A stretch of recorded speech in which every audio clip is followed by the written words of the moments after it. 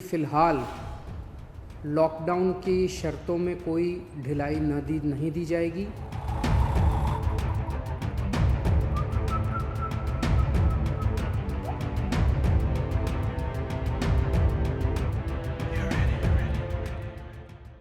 पिछले कुछ दिनों से दिल्ली में कोरोना के केसेस में बढ़ोतरी होनी शुरू हुई है।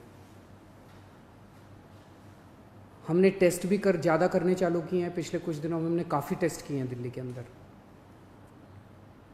और कोरोना के केसेस में बढ़ोतरी भी चालू हुई है। कल हमारे पास 736 केसेस के टेस्ट की रिपोर्ट आई। उन 736 में से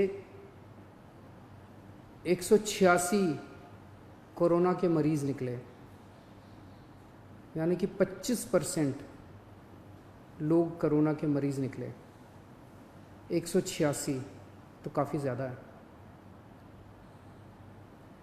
ये 186 के 186 सभी एसिम्प्टोमेटिक हैं। इनमें किसी में भी सिम्टम्स नहीं है। किसी को बुखार नहीं है, किसी को खांसी नहीं है, किसी को सांस की शिकायत नहीं थी। उनको पता ही नहीं था कि उनको कोरोना है। उनको पता ही नहीं था कि वो कोरोना लेके घूम रहे हैं इधर उधर। ये और भी ख़तरनाक बात है कि कोरोना फैल चुका है। बहुत सारे लोग कोरोना लेके घूम रहे हैं, और ये बीमारी ऐसी है कि किसी को पता भी नहीं चलता कि मुझे बीमारी हो गई है। कई बार सिम्टम्स नहीं आते, बीमारी हो जाती है। किसी आदमी का इम्यून सिस्टम स्ट्रांग है और वो घूमता रहता है, और पता नहीं कितने लोगों को कर देता है। दिल्ली में कोरोना तेज़ी से फैल रहा है, पर अभी स्थिति नियंत्रण के बाहर नहीं है। स्थिति नियंत्रण में है। स्थिति चिंताजनक है, पर घबराने की ज़रूरत नहीं है। अपने को सबको अनुशासन में रह के इसको कंट्रोल करने की ज़रूरत है। आज दिल्ली में टोटल 1893 केस हैं। मोटा मोटा 1900 मान लो, 1900 केस हैं। 1900 में से 26 आईसीयू में हैं और 6 वेंटिलेटर पे हैं। लगभग 43 लोगों की मौत हो चुकी है। 26 आईसीयू में है, 6 वेंटिलेटर पे हैं। आप सोच के देखो कि अगर लॉकडाउन नहीं होता तो क्या होता। दूसरे देशों का जो हाल है, भगवान ना करे अगर ऐसा अपने देश में होता। अगर लॉकडाउन ना होता, मान लो 3000 लोगों को आईसीयू की ज़रूरत पड़ जाती, मान लो 2-2.5 हज़ार लोगों को वेंटिलेटर की ज़रूरत पड़ जाती है, और ज़्यादा लोगों को। इतने तो आईसीयू ही नहीं थे, इतने तो वेंटिलेटर ही नहीं है। इटली में, स्पेन में, अमेरिका में यही देखने को मिल रहा है कि आईसीयू कम पड़ गए, वेंटिलेटर कम पड़ गए, अस्पताल की व्यवस्थाएं कम पड़ गई। सड़कों के ऊपर, अस्पताल के बाहर लोग पड़े हुए हैं जिनको इलाज नहीं मिल पा रहा।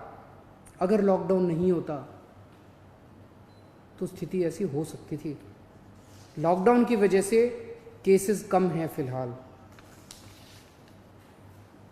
आज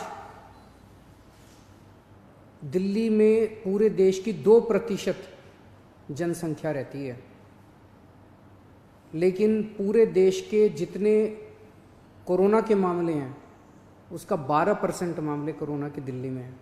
तो आज जब ये निर्णय अपने को लेना है कि कल से कुछ ढिलाई देनी है कि नहीं देनी, मैं भी देना चाहता हूँ ढिलाई।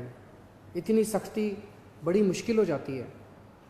कैसे लोगों का गुजारा चलेगा, कैसे लोगों की रोजी रोटी चलेगी, कैसे लोगों का घर चलेगा। लोग बहुत मुश्किल में हैं।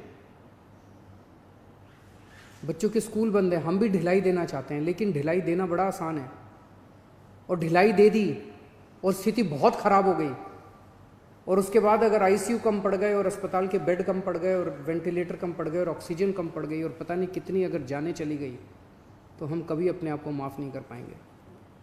इसीलिए इन सब चीज़ों को ध्यान में रखते हुए हमें लगता है अभी थोड़ा संयम बरतने की ज़रूरत है। हमने निर्णय लिया है अपने दिल्ली वासियों के ज़िंदगी का ख्याल रखते हुए, सबकी सेहत का ख्याल रखते हुए, कि फ़िलहाल लॉकडाउन की शर्तों में कोई ढिलाई नहीं दी जाएगी।